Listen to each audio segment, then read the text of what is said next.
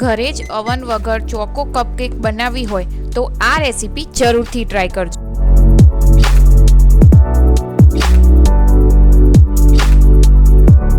તેના માટે એક બોલમાં એક પેકેટ બોનબોન બિસ્કિટ લઈશું. તેના ટુકડા કરી લઈશું.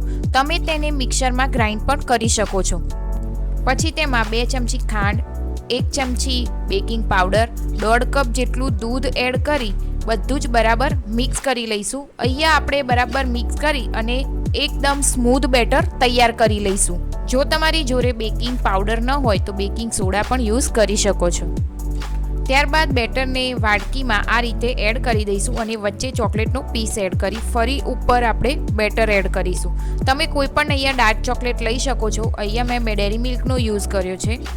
પછી તેના ઉપર ફરી એકવાર ડાર્ક ચોકલેટ અથવા તો આપણે જે ચોકલેટ યુઝ કરતા હોય એ આપણે ફરી એડ કરીશું અને ત્યાર પછી તેને એક સ્ટીમરમાં આ રીતે સ્ટીમ થવા માટે 15થી 20 મિનિટ જેટલું થવા દઈશું. જો તમારી જોડે ઓવન હોય તો તમે ઓવનમાં પણ બેક કરી શકો છો. હવે આપણા ચોકો કપકેક તૈયાર છે. ત્યારબાદ તેને ચોકલેટથી ગાર્નિશ કરી લઈશું, જે ખાવામાં એકદમ ટેસ્ટી અને ચોકલેટી બનશે. આવી જ નવી રેસીપી જાણવા માટે અમારી ચેનલને સબસ્ક્રાઈબ કરો.